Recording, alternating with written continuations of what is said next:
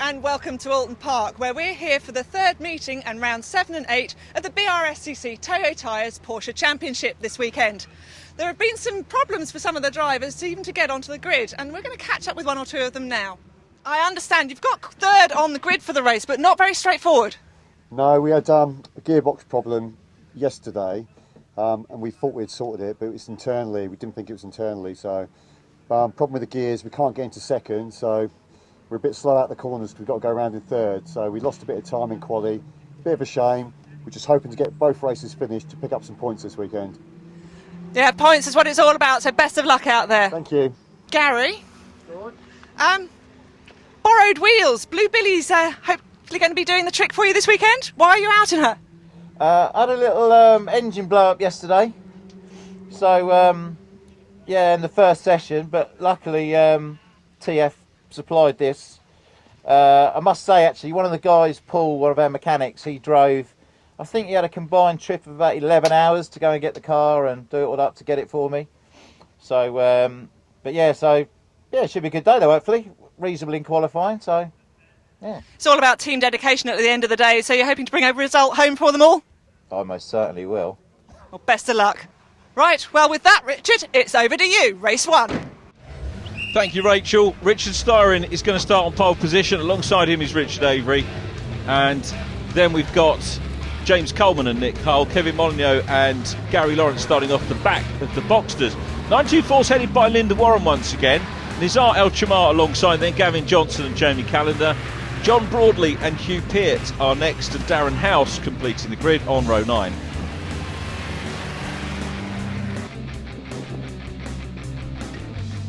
Oulton Park, one of the most picturesque circuits in the UK. It's one of my favourite circuits to visit and watch racing. You can't always see, if you're a spectator, you can't always see what's going on around the whole lap. The best place to watch is maybe down at Knickerbrook, where you can see the cars coming down the hill from Old Hall Corner, which is turn 1 through Cascades, and then see them heading up Clay Hill. But it's a wonderful circuit to spend a day at and to walk right the way round, with being very picturesque with trees and some challenging corners, and highly recommended. Of course, it's an MSV circuit run by Jonathan Palmer, which means that the facilities are top-notch, as indeed, of course, they are at most circuits in the UK. It's a big challenge for the drivers as well. Running on the international circuit today, 2.6917 miles, so it's a long lap for these guys, very technical indeed. And the man who set pole position, Richard Styron, the championship leader, the man from Leeds, only been beaten once so far this year. The man who beat him was Ed Hayes in race 2 at Snetterton, and Ed Hayes, second in the championship, is not with us this weekend, so an opportunity for Richard Avery, who starts in the green and white car on the front row, to maybe claw his way into second position in the standings.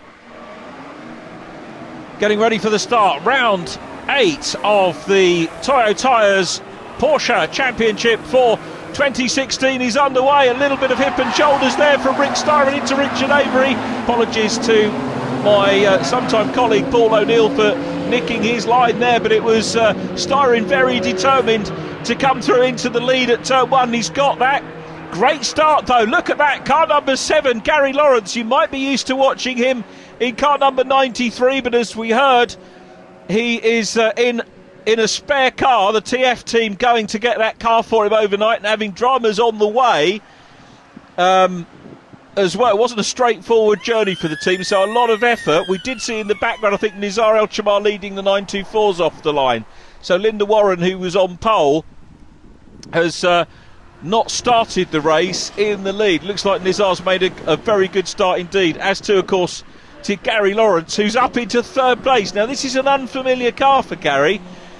Car number 7, and he's up into third place. Well, this could be a transformation of form for him. Sometimes it can take that. So many times I've seen drivers maybe have a swap of car, and you know, sometimes it can be the car that genuinely makes the difference. And sometimes it can be just that you have a fresh stab at things and just gets in your head that you've got a new car and that you can do better in that car, and it can be a mixture of the circumstances.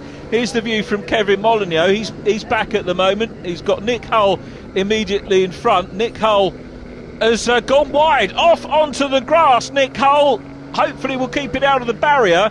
This is Nick's 112th start in the championship. The club chairman, the Porsche club chairman, rather than the BRSCC chairman, I hasten to add.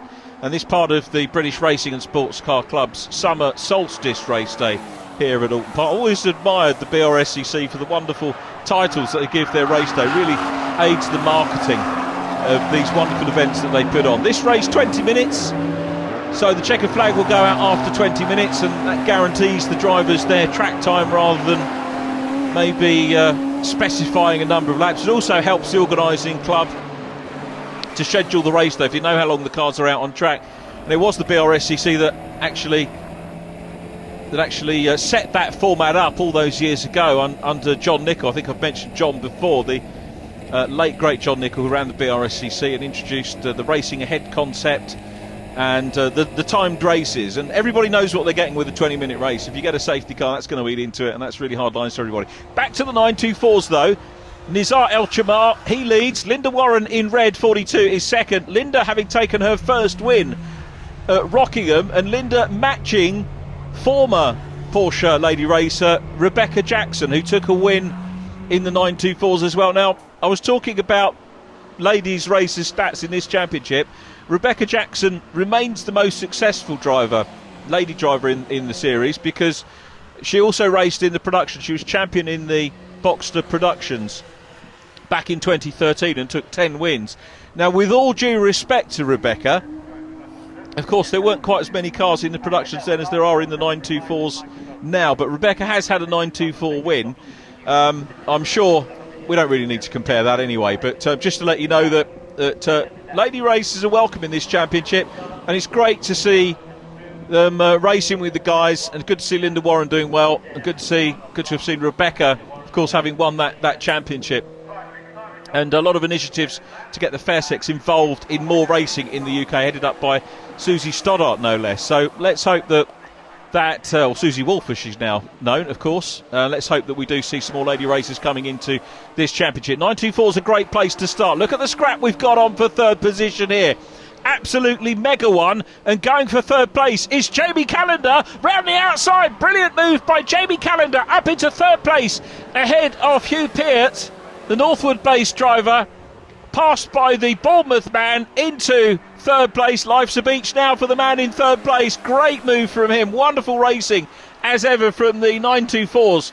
The championship, which kicked off back in 1992, and the Porsche Club has moved with the times, of course, as the 924s have dwindled a little bit to respect the current mark, which is why we've got the Boxster class. Look at the scrap we got on for third place here. James Coleman, after the problems in qualifying, it looks like they're okay now, doesn't it? We've got two drivers here with issues, effectively. Gary Lawrence in car number 7, driving a car that he's not familiar with, and maybe James Coleman with the issues that he had in qualifying. Might be a little nagging doubt in his head. Could well be that. But having said that, he's all over the back at the moment of the number 7 car. And Gary Lawrence, we said, normally in number 93, blue car. He's got the lid on the car, of course, as you can see. He's chasing Richard Avery. So this is seesawing a little bit for Gary Lawrence at the moment. He'll close up on Richard Avery and then seems to fall back into the clutches of James Coleman, while Rick Styron gets away out front. Styron, the championship leader, pulling away. There he is, just disappearing out of shot. We focus still on position 2, or P2, as the race board will show for Richard Avery when he goes across the line. That's why you hear the commentators shortening that. I know some people find the abbreviations a little bit irritating, but basically the commentators replicating what the drivers see on the pit board. So coming down into Old Hall now, this scrap for second place.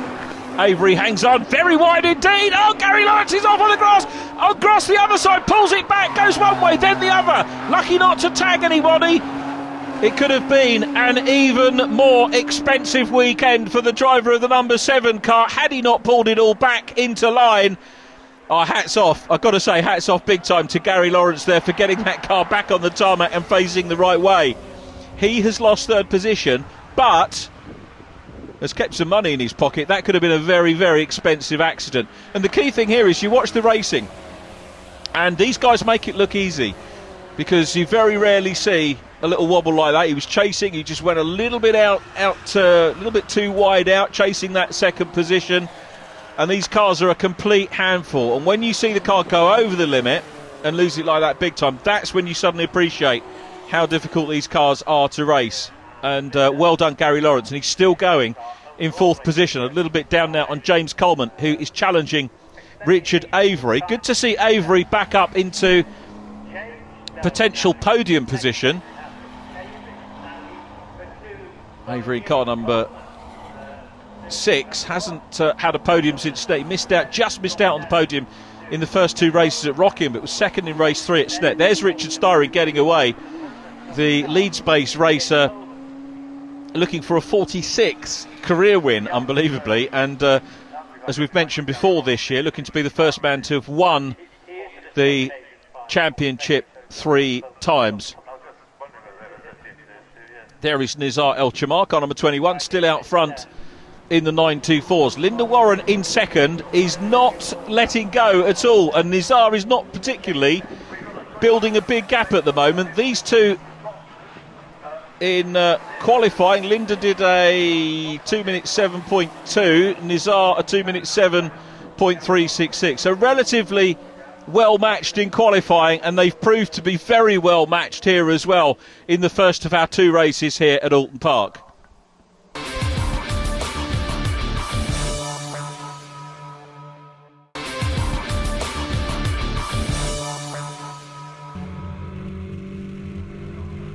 Welcome back to Oulton Park, round 7 of the 2016 Toyo Tyres Porsche Championship, organised by the BRSCC, the British Racing and Sports Car Club. We're looking at the lead battle going on in the 94 category. Nizar El Chamar leading Linda Warren. Nizar, who won race 3 at Rockingham. We had 3 different winners in the 924s at Rockingham, a very competitive category still. Linda Warren winning, Carl Rossin taking a win in his only meeting so far this year, Carl Rossin. And not with us this weekend, more is the pity. But this is the view from Linda Warren, putting Nizar under pressure and coming into Shell Oil's corner, which is actually, I say this every time I commentate at Oulton Park, you can't see just how steep that is, but it's very, very banked, that corner. If you stand at the apex on the inside, the outside of the corner, if you're 6 foot, is basically pretty much around head height. So it is quite a banked corner, but you never really see it in the shots from the TV. Here's the battle for second place. Richard Styring leads, and it's Richard Avery in car number 6 who holds second position. Avery you can see, sorry, Styring you can see, or you could see, just disappearing away. There he goes out of shot. So this is the battle for second place. Richard Avery ahead of James Coleman. Gary Lawrence after a big tank slapper and pulled it all back onto circuit is in 4th place. Kevin Molyneux behind him in 5th, and Nick Hull, after another driver who had an excursion off track, is running in 6th position in the Boxsters.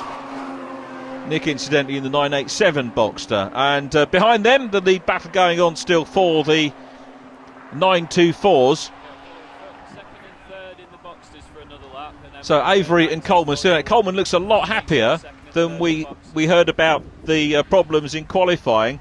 Having said that, still qualified 3rd, James Coleman, so it's a good performance in qualifying, and just 9 thousandths of a second separating him and Richard Avery in qualifying on their best laps, and that's why you can see that's carried forward into the race. Into the Britain chicane, originally put in for the Superbike racing here, and they go up the hill, appropriately called Hilltop, where the battle for second is now. Downhill in towards Hislop's the chicane, where Rick Styring is at the moment. Potential passing place here if you're close enough. Don't think that James Coleman is close enough. There's Gary Lawrence in this borrowed car, acquitting himself very well in here. If Lawrence finishes in 4th, it'll be his best finish of the year, so he'll be very pleased with this borrowed car. And it might even have been a podium if he'd have kept it on circuit. But of course, Gary's a tryer and he wanted to go for the race lead. Here's Linda Warren then in car with the lady racer, second position in the 924s at the moment, and Nizar El Chamar still out front. Into the chicane, climbing uphill again. The climb from the camera angle here, not a huge climb. If you ever walk the circuit, which is a highly recommended thing to do, you'll really appreciate the gradients here at Oulton Park. Coming down into Hislops, grabbing the curb on the right, grab the curb on the left, and Nizar El Chamar was up in the air. Now, is that one of his wheels? I think it is. Linda Warren has half spun as well, but got the Fine Drinks Cooperative car going again. Here's the view from Nizar. So he spun, hit something, went up in the air, lost the wheel. Linda Warren half spins as well. Could have collected Linda big time there, but that is Nizar's car. That's not in a great place. Now, has Linda Warren still got the lead? We're on board with Gavin Johnson. Gavin receiving some assistance from Pip Hammond, who you might remember won all 3 races in the 924s at Snetterton back on the opening weekend of the year, which was the first weekend in April. So it's Linda Warren, I think, still out front, and Johnson having a look up the inside line on Jamie Callender. This looks like a safe pass here down the inside line. Great move by Gavin Johnson, who makes it through. Johnson is through, but we've got a big old challenge on. Jamie Callender's fighting back, and he's going to try and grab the inside line here coming down into Old Hall. They're side by side, and yes, Callender goes back through the 24 car, runs wide. Johnson's going to have a look at the outside line here now, going down the avenue and into Cascades, and has got his nose in front. Fantastic racing by the 924s, but Callender holds on to that line on the inside, reclaims the lead. Excellent stuff, brilliant racing by the pair, and all this is bringing Hugh Peart back into the mix as well, and the second of the white cars, which is John Broadley. So 4 cars all scrapping over second position in class. It's still Linda Warren out front. Linda recovered very well from that moment, and it just goes to show what a good lead Nizar El Chamar and Linda Warren had. So let's hope that Nizar's car can be fixed and out for race number 2. Linda Warren, therefore, looking for a second career win. She'll pass Rebecca. There's Linda in the distance going up over Hilltop. We're still focused on the battle for second place between Gavin Johnson and Jamie Callender. Meanwhile, Gary Lawrence being caught by Kevin Molyneux. So Kevin in the Leeway Brickwork car closing down on the number 7. Gary Lawrence, first time out in this car, remember. Now this corner here where they're coming up in towards the hairpin, it is so tight, really tightens up. And some people say, why can't you get an overtake? You get a good feel of the banking actually from this onboard that I was talking about earlier on, and Kevin Molyneux closing up. Kevin only joined us at Rockingham, had a retirement, a 7th and a 6th place at Rockingham, and he's on for a better result here, and running well. As you can see, they're coming up to Darren House, who is he's running 6th position at the moment in the 924s. So there's Darren. In fact, we've got red flags, so I'm guessing that's because Nizar El Chamar's car is in a prone position, and I don't think a safety car period will work here to get that car moved. There is Nizar's car. I think it's a sensible decision made by the race director here at Oulton Park. It means that Richard Styrian will take a 46th career win. Richard Avery will take a 23rd career podium, and Linda Warren takes a 2nd career win in the 924s. There is Richard Avery then, who takes 2nd position behind Rick Styrian. James Coleman is 3rd, Gary Lawrence 4th with Kevin Molyneux, then it's Nick Hull in 6th place. That's the way the Boxsters finished, fastest lap to Rick Styrian. And the 924s, of course, won by Linda Warren from Gavin Johnson. Linda getting fastest lap as well. Hugh Peart 3rd, John Broadley 4th from Jamie Callender, and Darren House in 6th.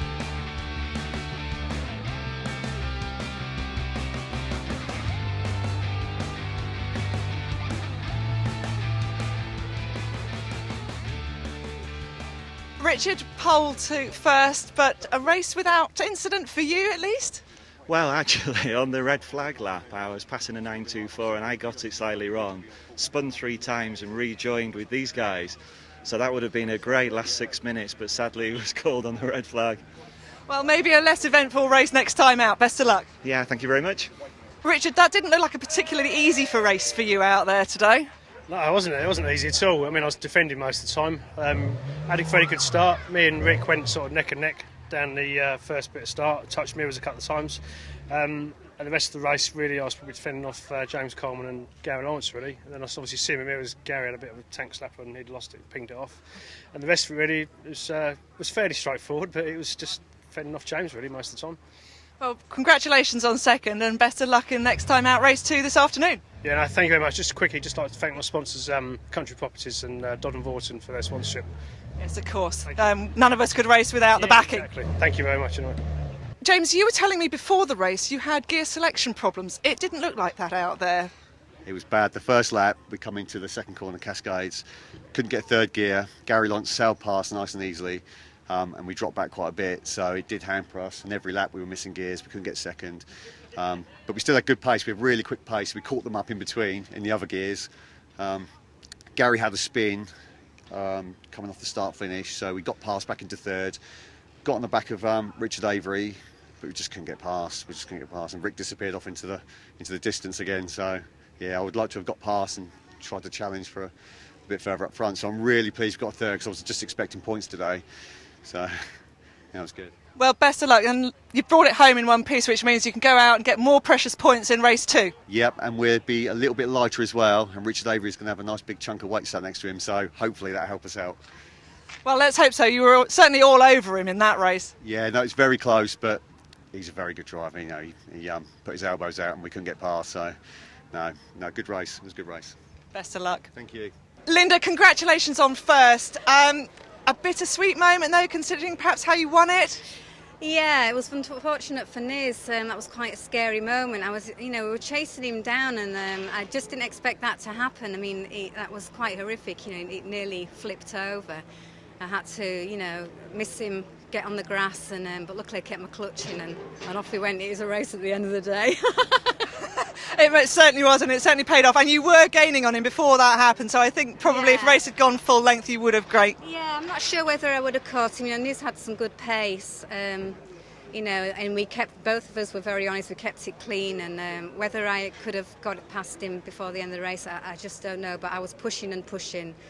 But, it was just unfortunate what happened to Niz. It wasn't nice to see what happened. It was a bit shocking, but he's okay and it'll mend. Metal can be fixed, flesh is a little more difficult, but best of luck in race 2 then anyway. Thank you very much, thank you. What an astonishing race. It was a great race, yeah. Me and Jamie had a lot of battles, and obviously Niz and Linda got tangled up front, so it was brilliant, really enjoyable. Yeah, it was a good battle, so happy to come out second. I'm glad you enjoyed it, because I was certainly watching you and Jamie trading places pretty much lap on lap. Yeah, Jamie was very aggressive and threw it around the outside a few times, so I had to give way, or I think we might have made contact, but we had a really good battle, no contact, and that's what it's about, so really enjoyed it, yeah, it was good. And this, I understand, is your home circuit, so are you feeling more at home than you were at Rockingham? I think that's fair to say, yeah. We tested here as well, and it's 20 minutes from home, got a lot of support, and that really helps. I reckon that's half a second, so I'm grateful for it. Well, it certainly paid off. Best of luck, and hopefully be talking to you again later in the day. But enjoy it and good luck.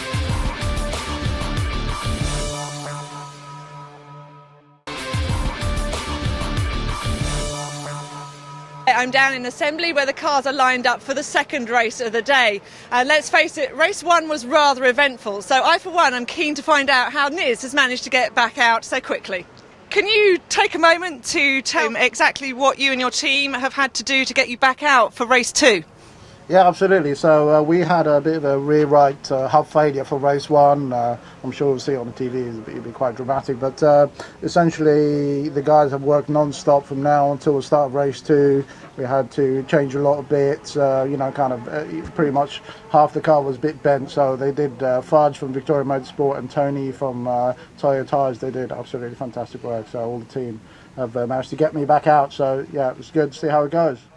That is the beauty of the Porsche paddock, isn't it? That when someone's in strife, everybody mucks in to do their damnedest to get you all back out on the grid. Absolutely, it's, the idea is obviously to get everybody racing on track, so everybody mucked in and helped out. I appreciate that, and thanks to everyone. Well, I will leave you to it and wish you the best of luck for race 2. Thank you very much. Well, Nizar starts off the front of the grid. Richard Styrin, Richard Avery alongside then James Coleman and Gary Lawrence, Kevin Molyneux and Nick Hull on the third row. Then a gap before the 924 grid headed by Linda Warren with Gavin Johnson alongside Hugh Peart and John Broadley next. Jamie Callender, Darren House to Jamie's outside and Nizar El-Chamar at the back of the grid. Of course, no reverse grid race this weekend. It's a double header rather than a treble. Next time out we're at Castle Combe, 17th of July. Hope you could join us in Wiltshire for that. The countdown well underway, and this is the view from Old Hall. The first corner, Richard Styrin with the yellow stripe. Left of shot, gets away well. So too once again does Richard Avery in green. Avery, though, once again being muscled by Styrin. He's getting through the gears quickly. Styrin leads, Avery second, Coleman third.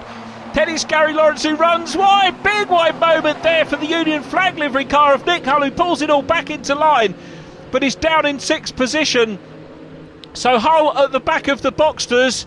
Again, always, for me, a nerve-wracking moment, the start of any race going into Old Hall, and you normally see considerably more drama than we had there, and that's testament to the driving standards of these lads and girls. I've got to say, really good stuff at Old Hall on lap one, both races. Richard Styrin leading, Richard Avery second, then James Coleman. It looked to me as if it was Linda Warren who's got away from the start well from Hugh Peart, who's up to second in the 924s ahead of Gavin Johnson. But we're following the Boxsters through Britons for the first time. Out of there, up to Hilltop. Rick Styrin always looks so cool with the body language in the car, absolutely focused, of course. Oh, but gets a tap, a love tap there from Richard Avery in second place. Now, of course, remember that the most successful drivers, the top four in each race, get ballast added on. So Richard Avery, as you heard in the interviews, he's going to have some ballast added. Now, the ballast gets taken away if you finish outside of the top four in subsequent races. Now, Richard Styrin, of course, will have a fair amount of ballast because he's won basically all the races apart from round two. So we always expect Richard Styrin to he's not going to change effectively, so he's driving with that ballast as he has been for a good part of the year. Richard Avery in second, though. His car may well handle slightly differently. James Coleman, of course, finished in third place, so he will actually still pick up 30 kilograms, 50 for the win, 40 for second, 30 for third, and 20 for fourth place. And incidentally, the holders, the ballast city, made by Taylor Foundries. So Taylor Foundry, really a big part of this championship. But it's good scrap on for second. Styrin starting to get away. Richard Avery still in second position. Third place Coleman. Gary Lawrence is there in fourth. Then Kevin Molyneux. Nick Hull is next up, coming in towards Island Bend. I'll tell you what, Coleman here is shaping up to have a go at second position. Just watch the lines here. Coleman knows the next corner is the entry to the chicane, left-hander, and then they'll turn right, left again to go back onto the main straight. Coleman really close to Avery, who I think's getting used to the ballast that he's carrying. And look at Coleman, looks to the inside, flicks to the outside line here, and this is for a wide line into the chicane, maybe to get a run up into Clay Hill, maybe into Druids. If he gets too close, he'll scrub that extra momentum off. So he's got to make sure that he builds the momentum on the right part of the circuit and drops back. That surely is the gearbox issue again for Coleman, because Gary Lawrence scythes his way past and up into third place. Styrin, Avery, Lawrence, Coleman, Molyneux, and then Nick Hull in sixth place.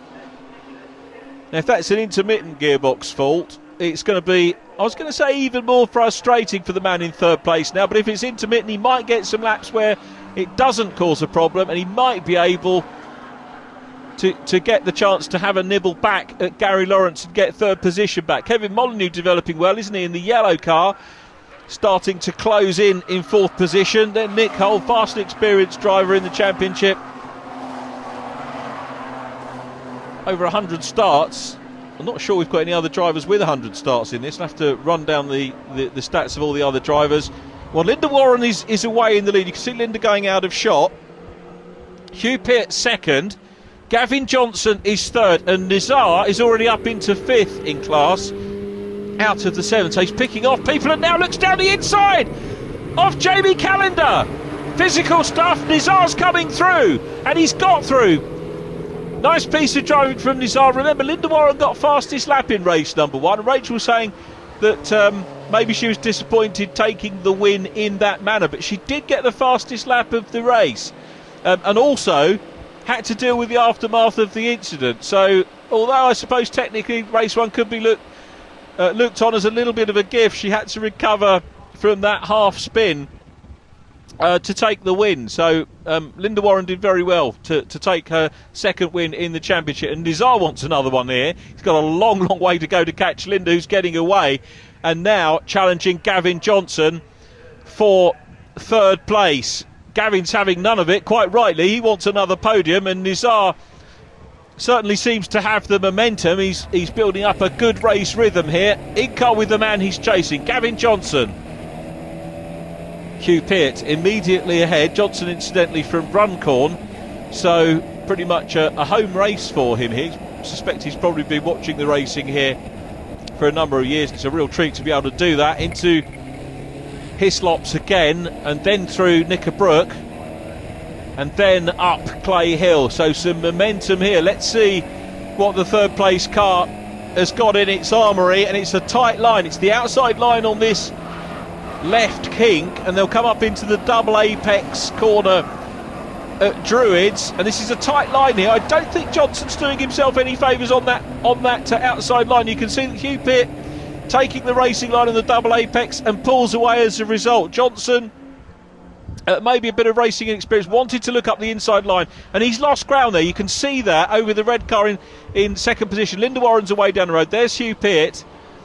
And Johnson was really having a look and challenging, but didn't do him any favours. He's dropped back now from Hugh Peart, and Nizar El Chamar starting to close in on him. And behind them, the two white cars, the second of which is John Broadley. Jamie Callender immediately behind Nizar, who wants to try and get a podium position. And is he going to have a look? He's coming offline, so coming down into Cascades, and Nizar's on the outside line. He's got him up into third. Great move by Nizar El Chamar. Superb stuff. 4 wins in the 924s for Nizar, and looking for another podium here. Gavin Johnson still gaining experience, of course, in this championship, and if we were to revisit Oulton maybe this time next year, it might be a different result. But Gavin learning well. Great podium for him in race number one, and of course he'll learn from watching the guys in front. Nizar now looking for second place. Linda Warren still away down the road in the lead.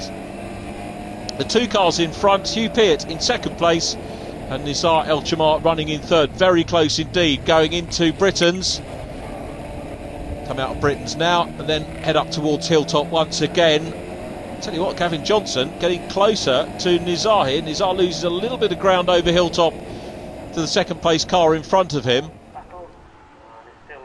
Here's the outfield shot. So Hugh Peart still there, championship front runner, third in the championship standings,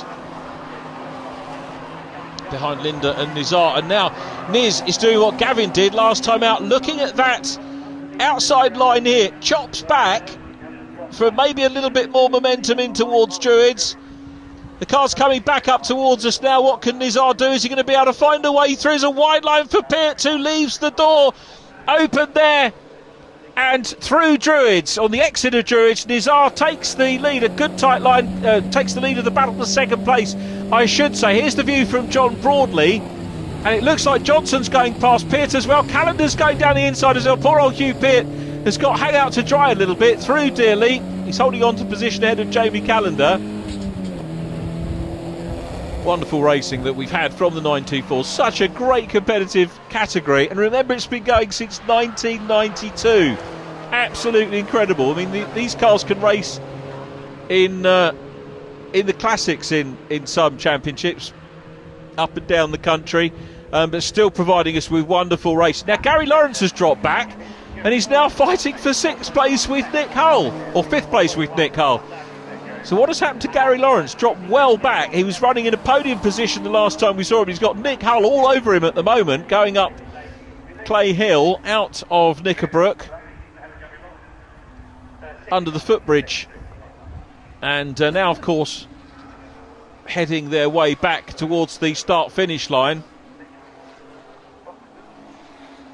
So this is Lodge Corner where we're looking from now, under the Paul Warwick Bridge, battling for 5th position here. Still the number 7 car of Gary Lawrence up ahead of Nick Hull, who is running in 6th position. Round 8 of this year's championship will continue from Oulton Park here after the break.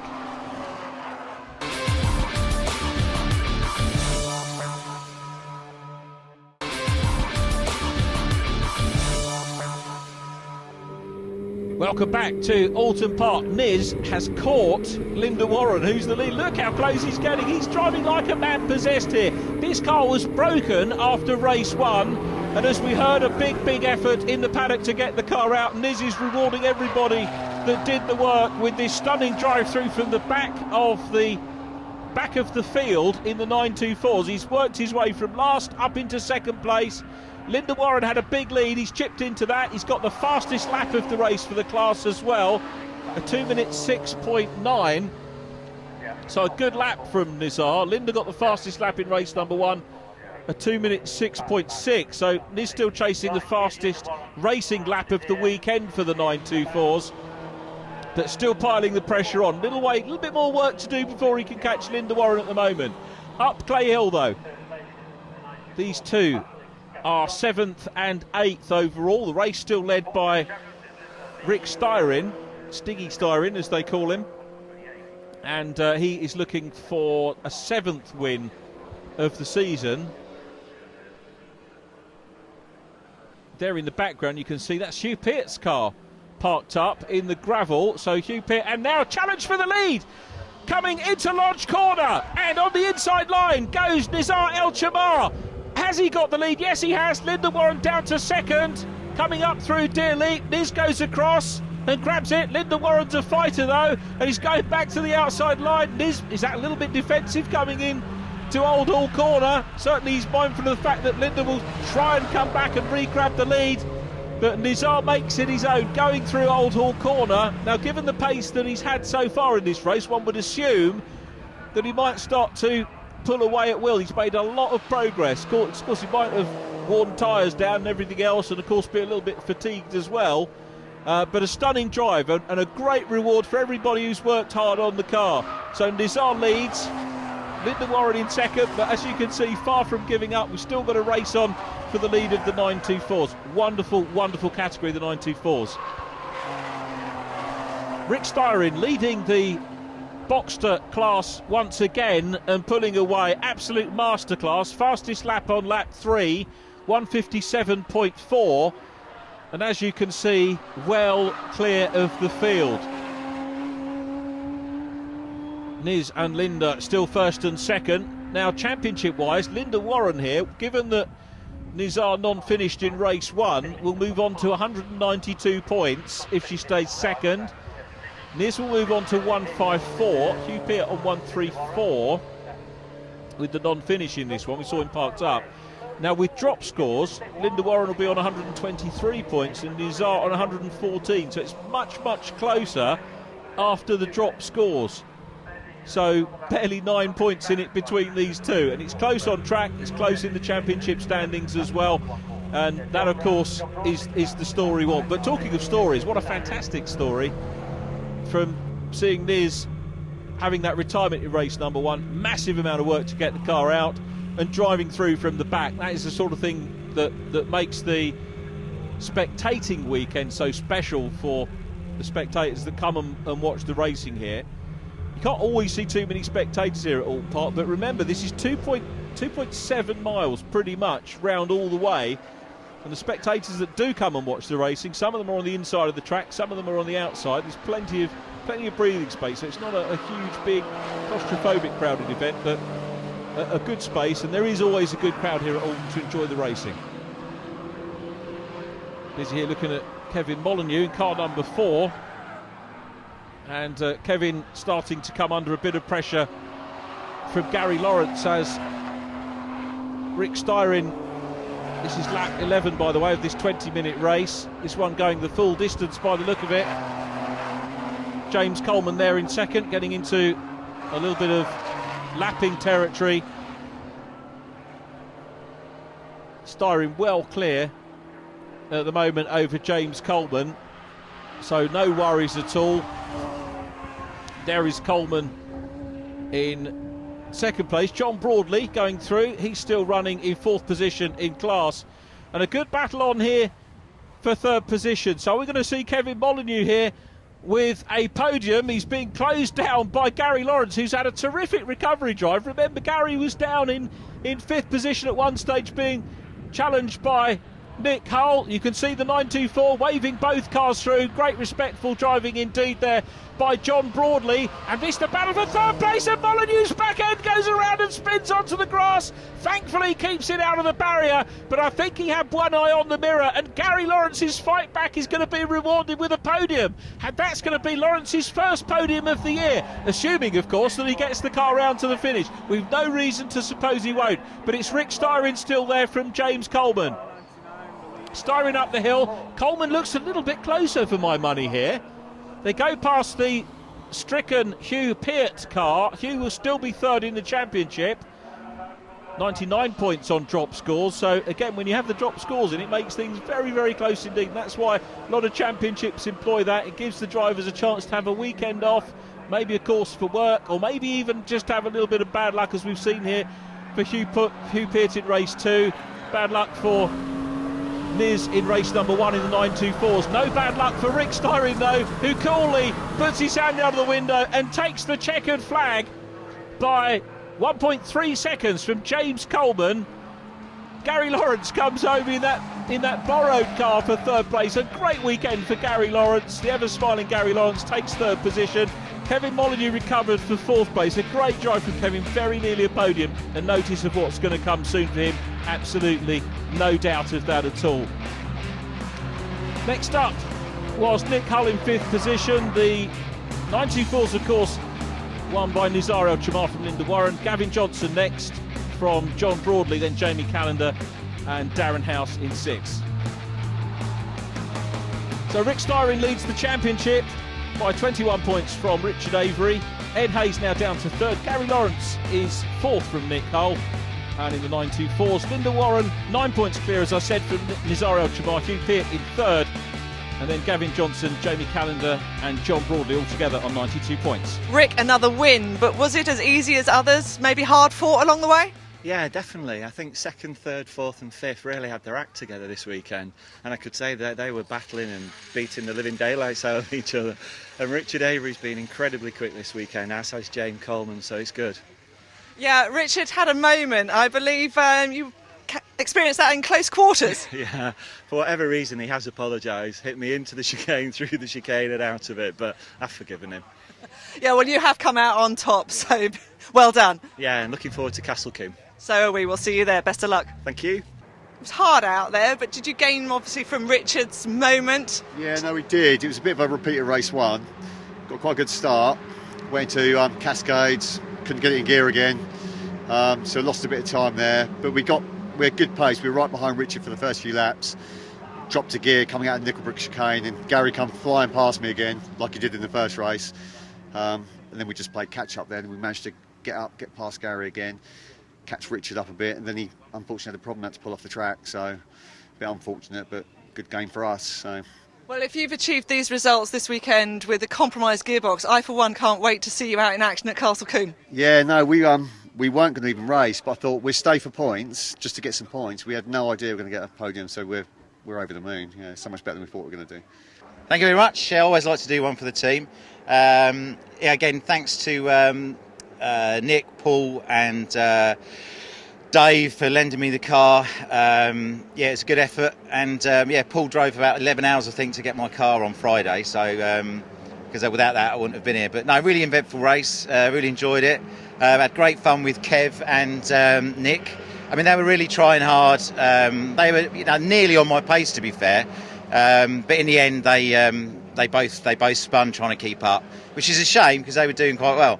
No, all in all, really good.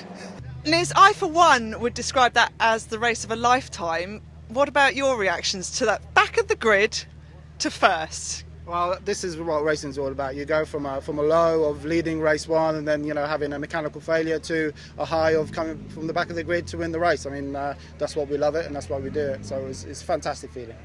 So it makes the long journey and the disappointment of race one almost worthwhile, would you say? That's exactly it. I mean, racing is full of lows, but also full of highs as well. So every minute is worth it, and especially with this company, these guys, these racing drivers, they're all fantastic people to race with.